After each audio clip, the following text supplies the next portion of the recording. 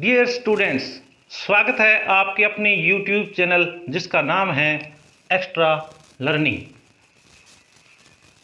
अगर आप कक्षा 6 से लेकर 12 तक के स्टूडेंट्स हैं तो यह क्लास आपके लिए है विद्यार्थियों। आज की क्लास आपके लिए बेहद उपयोगी साबित होने वाली है, क्योंकि जो आपका टॉपिक चल रहा है एक अति महत्वपूर्ण अंग्रेजी विषय का अपने यूँ कहें अंग्रेजी विषय की एक जान या अंग्रेजी भाषा की एक जान बोल सकते हैं। इस सब्जेक्ट को अंग्रेजी विषय की एक आत्मा बोल सकते हैं, जो कि एक बेहद इम्पोर्टेंट टॉपिक है। टेंसेज यानी काल। तो आगे इस टॉपिक को बढ़ाने से पूर्व मैं कल की जो क्लास में आपको जो कुछ भी करवाया था उसका फटाफट एक बार रिवीजन करवा देता हूँ। देखिए, कल अपने क्या किया था, टेंसेज। तो सबसे पहले टेंसेज की परिभाषा का अध्ययन किया था कल अपने, और परिभाषा जब मैंने आपको करवाई तो जो परिभाषा कुछ विद्यार्थियों का ऐसे कहना हो सकता है कि सर कल की परिभाषा तुम्हारा पल्ले ही कौन पड़ी, क्यों क्या परिभाषा थोड़ी लंबी ही परिभाषा थोड़ी लंबी थी और अंग्रेजी में थोड़ी लाइनें भी काफ़ी बड़ी हो जाती है। ऐसे में क्या है कि आप सर हमें कुछ सरल शब्दों में टेंसेज की या काल की परिभाषा बताइए।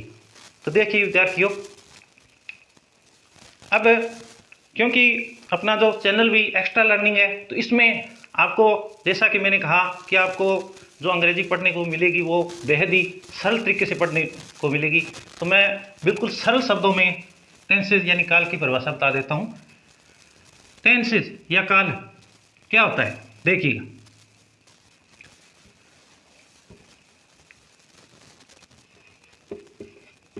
क्रिया का समय के अनुसार क्रिया का समय के अनुसार बदल जाना ही काल कहलाता है। काल कहलाता है।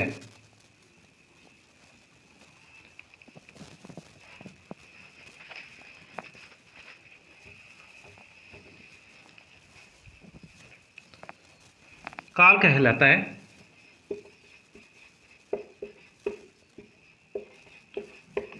बिल्कुल सरल शब्दों में देखिए, क्रिया का समय के अनुसार बदल जाना ही काल कहलाता है।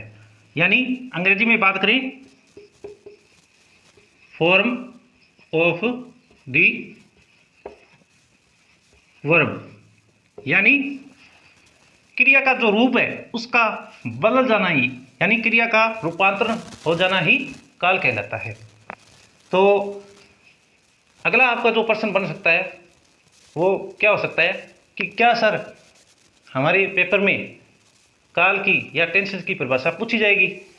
तो देखिए विद्यार्थियों, काल की टेंसेज की परिभाषा आपसे नहीं पूछी जाएगी, बट आपको काल या टेंसेज किसे कहते हैं इसका पता जरूर होना चाहिए। देखिए, आपके घर पर कई बार किसी का, आपके मामा जी का लड़का या आपके रिश्तेदार का कोई लड़का या कोई पढ़ा लिखा कोई व्यक्ति मिल जाए और आप टेंस पढ़ रहे हो, टेंस सीख रहे हो, तो निश्चित रूप से जो है वो आपसे ये क्वेश्चन कर सकता है कि टेंसेज या काल किसे कहते हैं।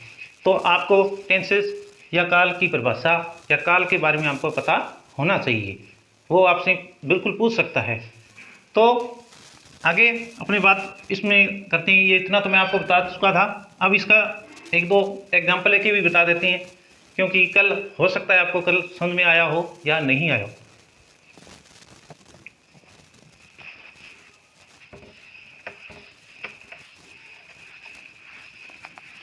देखिए विद्यार्थियों, क्रिया का समय के अनुसार बदल जाने का मतलब क्या है, यहाँ कुछ एग्जाम्पल लेते हैं। जैसे कि मैं खाना खाता हूँ, मैं खाना खाता हूँ, जैसे मैं खाना खाता हूँ। दूसरा एग्जाम्पल लेते हैं, मैंने खाना खाया।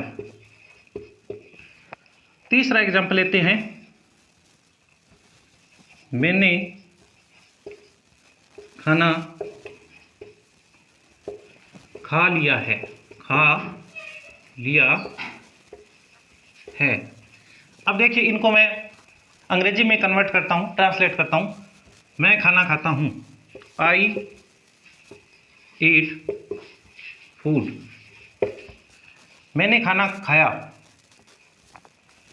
आई एट फूड। तीसरा है, मैंने खाना खा लिया, आई हैड ईटन फूड। अब देखिए, इन वाक्यों में क्रिया का रूप किस तरीके से बदल रहा है। यहां आपको सब्जेक्ट के बाद में वर्ब दिखाई दे रही है, यानी सब्जेक्ट के बाद में यहाँ सबसे पहला ये सब्जेक्ट होता है और उसके बाद में यहाँ 2 नंबर पे आती है वर्ब। और ये वर्ब की कौन सी फॉर्म है, फर्स्ट फॉर्म है। अब यहाँ देखिए, ये सब्जेक्ट होता है, उसके बाद में सब्जेक्ट के बाद में यहाँ वर्ब है। वर्ब की कौन सी फॉर्म है, सेकंड फॉर्म है। कौन सी फॉर्म है, सेकंड फॉर्म है। तीसरे वाक्य में देखिए, मैंने खाना खा लिया है, तो आई हैड, ये हेल्पिंग वर्ब है, हेल्पिंग वर्ब है। और ये मेन वर्ब है, मेन वर्ब है। और कौन सी फॉर्म है, थर्ड फॉर्म है। अब आप इन एग्जाम्पल्स में देखिए कि पहले वाक्य में जो क्रिया का रूप है वो कौन सा है, फर्स्ट फॉर्म का रूप है। फॉर्म यानी जब अपने अंग्रेजी में इसकी डेफिनेशन पढ़ रहे थे तो उसमें अपने इस तरीके से आया था, फॉर्म ऑफ द वर्ब या फॉर्म ऑफ ए वर्ब। तो उसमें फॉर्म ऑफ ए वर्ब का मतलब है कि क्रिया का जो रूप है वो बदल रहा है, क्रिया का रूप है वो यहाँ बदल रहा है। तो क्रिया का रूप बदल जाना समय के अनुसार। तो समय का मतलब है यहाँ मैं खाना खाता हूँ, तो ये तो वर्तमान काल की बात चल रही है। यानी अंग्रेजी में बात करें तो यहाँ वर्ब की फर्स्ट फॉर्म शो हो रही है। कौन सी फॉर्म शो हो रही है, यानी कौन सी फॉर्म वर्ब की दिखाई दे रही है आपको, फर्स्ट फॉर्म। जबकि दूसरे वाक्य में देखिए, मैंने खाना खा लिया, और ये जो वाक्य है, ये जो वाक्य है इसमें खाना खाया ये भूतकाल की बात है, ये वर्तमान काल की बात है, वर्तमान काल की बात है, और ये भूतकाल की बात है। यानी यहाँ अंग्रेजी के वाक्य में देखें तो क्रिया का जो रूप है वो बदल गया है। तीसरे वाक्य में देखिए, मैंने खाना खा लिया, तो यहाँ जो क्रिया का जो रूप है वो क्रिया का रूप जो है वो थर्ड फॉर्म है, यानी क्रिया का रूप यहाँ बदल गया है। अब देखिए आगे, देखिए विद्यार्थियों, आगे इन वाक्यों में जो आपको बताया जा रहा है कि मैं खाना खाता हूं, तो इसमें वर्तमान काल की बात की जा रही है। यानी यहाँ अंग्रेजी वाक्य में आप क्या देख रहे हो, क्रिया का जो रूप है वो कौन सा है, फर्स्ट फॉर्म का रूप है। कौन सा रूप है, फर्स्ट फॉर्म का। जबकि दूसरे वाक्य में देखिए, क्रिया का जो रूप है वो कौन सा है, सेकंड फॉर्म का रूप है। यानी क्रिया का रूप जो है समय के अनुसार बदलता गया है या बदलता जा रहा है। इस प्रकार अपने क्या देखते हैं कि टेंस की परिभाषा क्या बन जाती है, यानी क्रिया का समय के अनुसार बदल जाना, ये काल कहलाता है। तो ये सरल शब्दों में आपको परिभाषा बता दी है, काल की परिभाषा क्या होती है, या काल क्या होता है, या टेंसेस क्या होता है। आगे देखिए,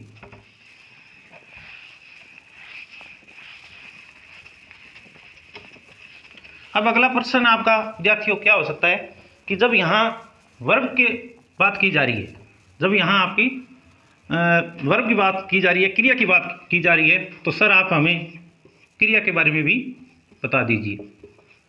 तो देखिए विद्यार्थियों, ये तो वैसे एक्स्ट्रा बात हो जाती है, क्योंकि जो सामान्यतः प्राइमरी क्लासेज में आपको ये क्रिया के बारे में बता दिया जाता है।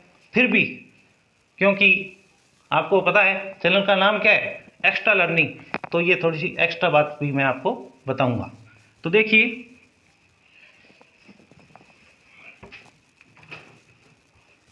क्रियाएं या क्रिया क्या होती है। सबसे पहले बात करते हैं वर्ब्स। वर्ब्स को अपने इंग्लिश टू इंग्लिश बात करें तो इसको एक्शन वर्ड भी बोलते हैं। क्या बोलते हैं? एक्शन वर्ड्स बोलते हैं। इसी वर्ब्स को अपने दूसरे रूप में अपने बोल सकते हैं इंग्लिश टू इंग्लिश में डूइंग वर्ड्स भी बोलते हैं। क्या बोलते हैं? डूइंग वर्ड्स भी बोलते हैं। अब कुछ विद्यार्थी ये कह सकते हैं कि सर इसकी आप परिभाषा बताइए क्रिया की। तो देखिए विद्यार्थियों, आपको इनकी परिभाषा अभी बता देते हैं कि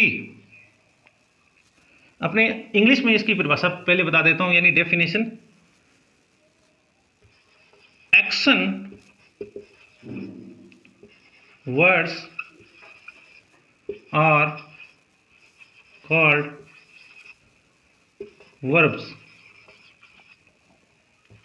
ये अपने एक छोटी सी परिभाषा बन जाती है। Action word are called verbs, यानी अपने हिंदी में अगर क्रियाओं की बात करें कि जिन शब्दों से किसी काम का करना या होना पाया जाए उन्हें क्रिया कहते हैं। हिंदी में लिख देता हूं मैं यहाँ परिभाषा क्रिया की। जिन शब्दों से किसी काम का होना या करना पाया जाए उसे क्रियाएं कहते हैं। उसे क्रियाएं कहते हैं। तो सर अगला आपका क्वेश्चन हो सकता है कि सर कुछ क्रियाओं के बारे में बताइए, भी कौन कौन सी क्रियाएं होती हैं। तो बिल्कुल आपको कुछ 2-4 मैं एग्जांपल देके बता देता हूं। देखिए विद्यार्थियों, जो भी मैं आपको करवा रहा हूं यहाँ, तो आप साथ साथ में एक पेन और रजिस्टर लेके बैठ जाइए और उसमें आप जो है साथ साथ इनके नोट्स भी तैयार कर लीजिए, क्योंकि आपको पता है बार बार वीडियोस देखना संभव नहीं है। ऐसे भी आप जो है बाद में भी इनको अपने अगर रजिस्टर में आपने नोट्स तैयार कर लिया है तो आप इनको आराम से पढ़ सकते हो बाद में भी। अब बात करते हैं अपने वर्ब्स की। तो वर्ब्स यानी क्रियाएं। क्रियाएं कौन सी हैं, कौन सी होती है? तो देखिए, जिस प्रकार ये मैंने क्या लिखा है, गो, और गो का अर्थ क्या होता है? जाना। यानी यहाँ क्या हुआ है? जाना हुआ है। हम कहीं जाते हैं तो जाने का मतलब क्या हुआ? किसी काम का करना हुआ, जाना हुआ। इस प्रकार वर्क, वर्क मीन्स क्या होता है? कार्य करना, कार्य करना। इसी प्रकार अपने देखते हैं राइट, राइट मीन्स लिखना। तो इस प्रकार अपने क्या देखते हैं कि ये जो आपको शब्द दिखाई दे रहे हैं ये सब के सब क्या हैं? क्रियाएं हैं, यानी वर्ब्स हैं। तो ज़्यादा नहीं बताऊंगा, क्योंकि जैसे जैसे ये टॉपिक आगे बढ़ता जाएगा, जितनी अपने को जहां अपने जरूरत पड़ेगी उतना ही मैं आपको करवाऊंगा। आगे देखिए,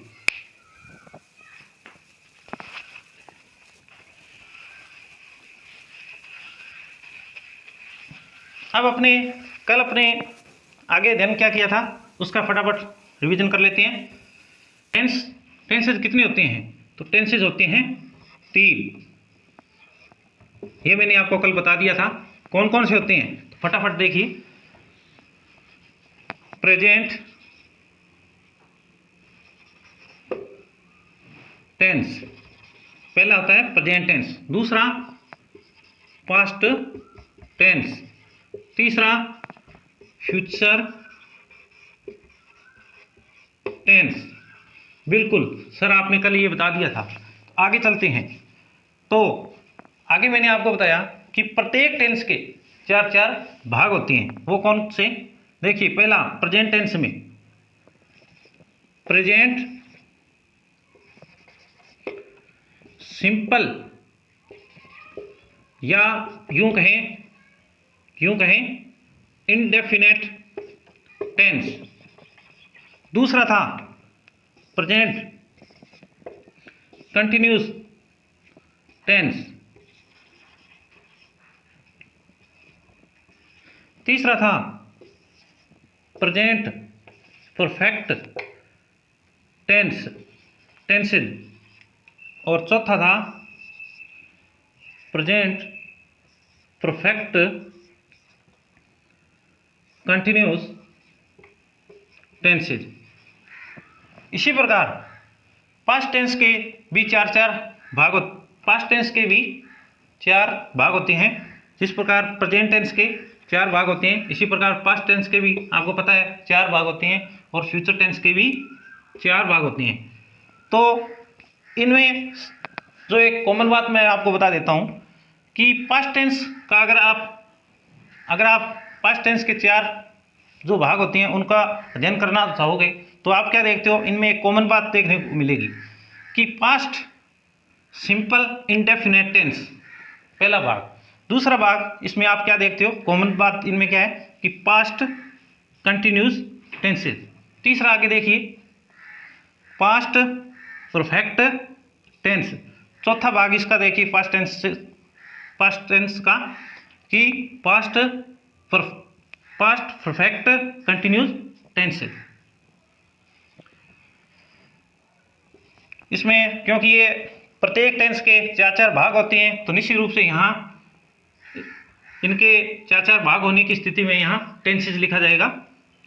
आगे देखिए फ्यूचर टेंस में भी इसी प्रकार इसके चार चार भाग होते हैं, जो कि इसी प्रकार यानी प्रेजेंट टेंस के अगर आप चार भाग ढंग से इनको याद कर लेते हो तो आपको इनके आगे के जो भाग है वो याद करने में ज़्यादा प्रॉब्लम नहीं आएगी। देखिए विद्यार्थियों, फ्यूचर टेंस के वो चार भाग कौन से होते हैं, तो आगे मैं यहाँ फ्यूचर टेंस का थोड़ा लिख देता हूँ।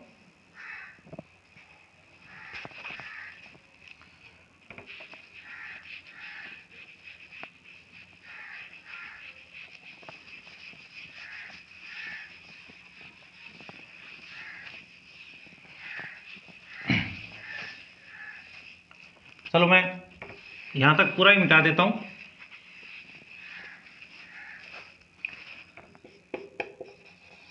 फ्यूचर टेंसेज और इसके चार भाग कौन कौन से होते हैं? फ्यूचर सिंपल, या बोलूँ इंडेफिनेट टेंसेज। दूसरा भाग इसी का होगा फ्यूचर कंटिन्यूस टेंसेज।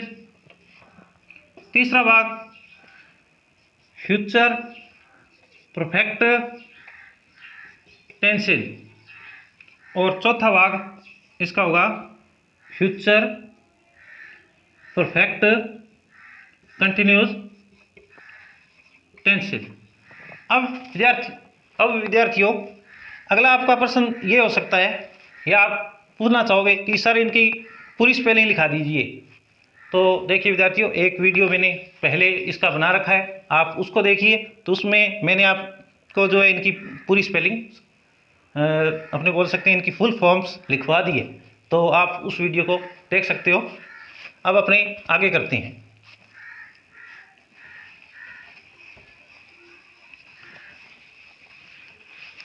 टॉपिक चल रहा है विद्यार्थियों टेंसेज।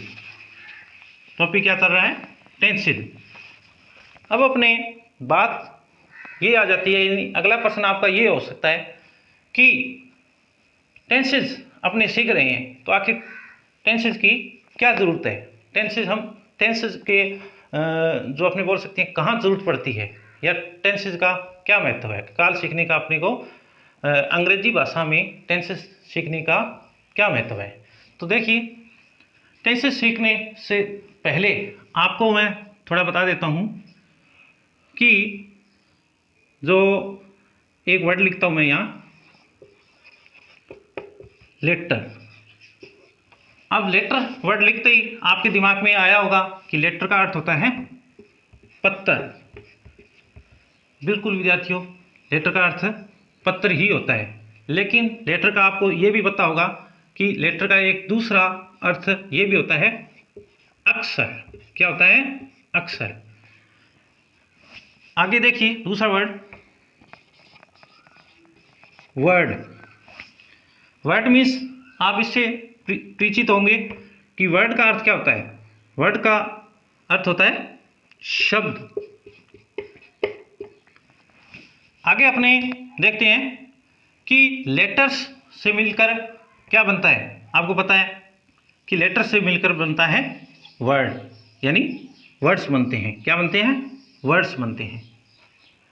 आगे देखिए वर्ड्स से मिलकर क्या बनते हैं, तो आपका निश्चित रूप से इसका उत्तर होगा सर सेंटेंसेस बनते हैं, यानी वाक्य बनते हैं, यानी वाक्य बनते हैं। तो बिल्कुल वर्ड से सेंटेंसेस बनते हैं। तो क्या ये उत्तर पूरी तरीके से सही है? क्या वर्ड से ही सेंटेंसेस बनते हैं?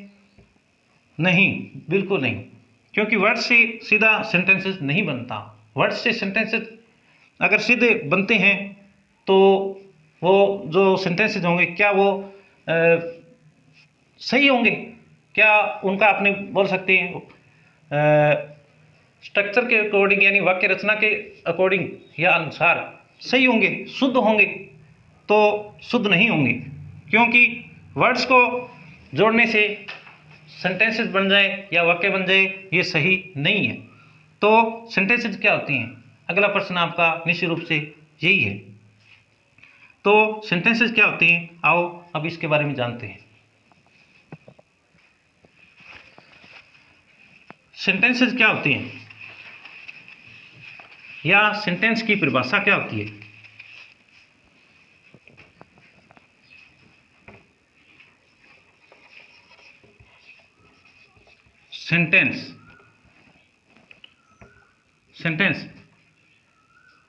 सेंटेंस की मैं बोल सकता हूं परिभाषा। सबसे पहले तो मैं आपको इसकी परिभाषा, सेंटेंस की जो परिभाषा है वो, यानी परिभाषा को आपको पता है इंग्लिश में क्या बोलते हैं? Definition.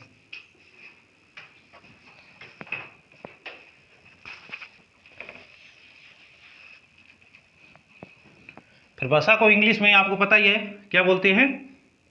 Definition.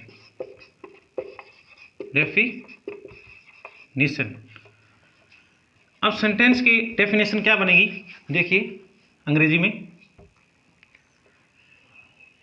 A group of words which makes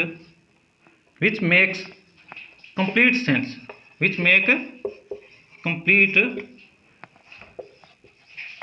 sense, यानी हिंदी में इसके अनुवाद की बात की जाए कि शब्दों का एक समूह है जो पूर्णतः अर्थ बनाता हो। शब्दों का एक समूह है या जो क्या करता हो, पूर्णतः अर्थ देता हो या पूर्ण।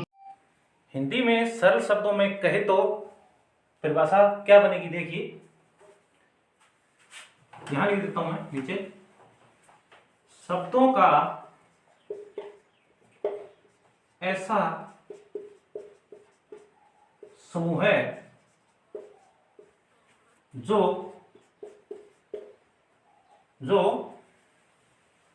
पूर्णतः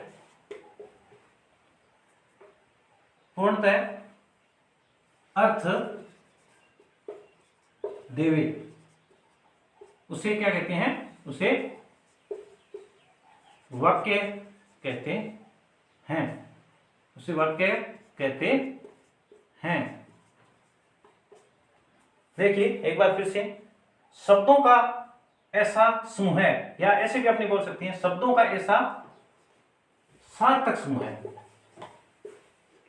जो पूर्णतः अर्थ देवे, उसे वाक्य कहते हैं। तो यानी सेंटेंस की जो परिभाषा क्या बन जाती है इस प्रकार से कि शब्दों का ऐसा सार्थक समूह है जो पूर्णतः अर्थ देवे, उसे वाक्य कहते हैं। और इसी को ही अंग्रेजी में सेंटेंस यानी सेंटेंसेस कहते हैं। तो क्या हम इस प्रकार से कह सकते हैं कि वर्ड्स को मिलाकर यानी शब्दों को मिलाकर वाक्य बनाया जा सकता है? बिल्कुल नहीं बनाया जा सकता, उनका बिल्कुल सार्थक अर्थ होना चाहिए। आगे इसका उदाहरण देखिए, एग्जाम्पल लेकर देखते हैं अपने। अब सेंटेंसेस के एग्जाम्पल अपने देखते हैं। देखिए विद्यार्थियों, मैं यहाँ सबसे पहले हिंदी का वाक्य लिख देता हूँ। वाक्य है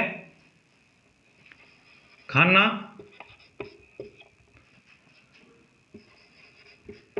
खाता हूँ मैं। एक दूसरा एग्जाम्पल देखिए, वह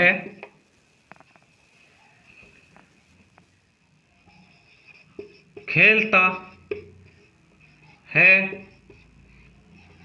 क्रिकेट।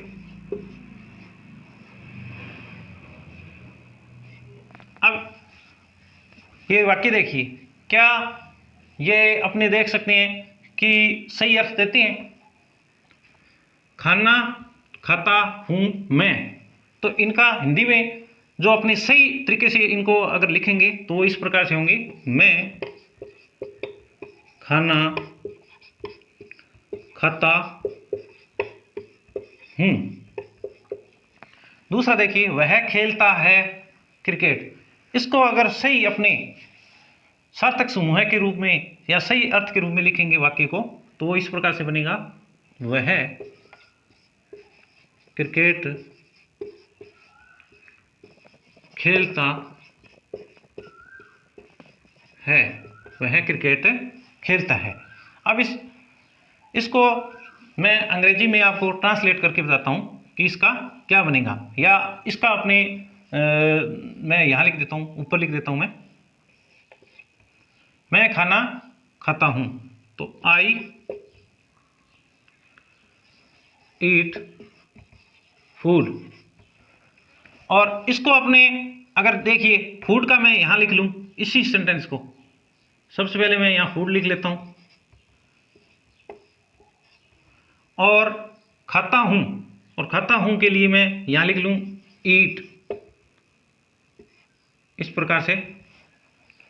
और आई को मैं यहाँ आगे जोड़ देता हूँ, तो क्या ये एक सार्थक वाक्य बनेगा वाक्य रचना के अनुसार? बिल्कुल नहीं बनेगा, बिल्कुल ही नहीं बनेगा। तो इसका मतलब अपने को किस चीज़ की जरूरत पड़ी? हमें यहाँ एक वाक्य रचना की जरूरत पड़ी, यानी वाक्य रचना का मतलब स्ट्रक्चर। दूसरे वाक्य में देखिए इसी प्रकार से, वह खेलता है क्रिकेट, और नीचे इसका जो सार्थक समूह के रूप में हिंदी का जो वाक्य किस प्रकार से बना है, वह क्रिकेट खेलता है। तो इसको भी मैं अंग्रेजी में अनुवाद करके बताता हूँ आपको। He plays cricket, he plays cricket. अब अपने इसको अगर इस अंग्रेजी वाले वाक्य को ऊपर वाले वाक्य के अनुसार लिखें तो इस प्रकार बनेगा ये, ही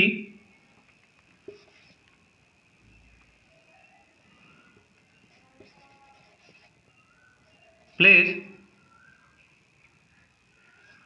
क्रिकेट, ही प्लेज क्रिकेट। लेकिन ये अपने क्या देख रहे हैं, ये अंग्रेजी वाक्य की वाक्य रचना होती है इस प्रकार से। तो ये तो अंग्रेजी वाक्य की वाक्य रचना होती है जो सही मानी जाती है।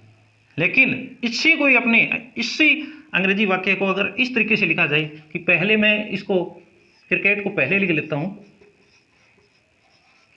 और फिर 2 नंबर पे मैं ही लगा लूँ, और 3 नंबर पे मैं प्लेज लगा लूँ, तो क्या ये सेंटेंस सही माना जाएगा तो आपका उत्तर हो सकता है कि सर सही है। बट ये जो इस प्रकार से लिखा गया सेंटेंस सही नहीं है विद्यार्थियों, इस प्रकार से ये सेंटेंस सही नहीं होगा। तो इस प्रकार के जो सेंटेंसेस को सही वाक्य रचना के आधार पर आप लिखना कहाँ सीखोगे? तो इसके लिए आपको ज़रूरत पड़ती है, इसके लिए आपको किस चीज़ को सीखने की जरूरत पड़ती है? टेंसेस को सीखने की जरूरत पड़ती है। तो अब आप विद्यार्थियों मानते हो कि हमें टेंसेस क्यों सीखने चाहिए? तो आज के लिए बस विद्यार्थियों इतना ही। वीडियो को लाइक कीजिए, शेयर कीजिए, और अगर आपके विद्यार्थियों कोई प्रश्न हो, कोई डाउट हो टेंसेस को लेकर, जो कुछ भी जो आपको मैं करवा रहा हूँ, तो इसको लेकर आपके कोई विचार हो, क्वेश्चंस हो, तो आप कमेंट बॉक्स पर जाकर निश्चित रूप से आप हमसे कह सकते हो। इसके साथ ही आप इस चैनल को भी सब्सक्राइब कर लीजिए, इसके साथ बेल आइकन को प्रेस कर लीजिए ताकि आने वाले हमारे तमाम वीडियोस का नोटिफिकेशन आपको समय समय पर मिलता रहे। धन्यवाद, थैंक यू।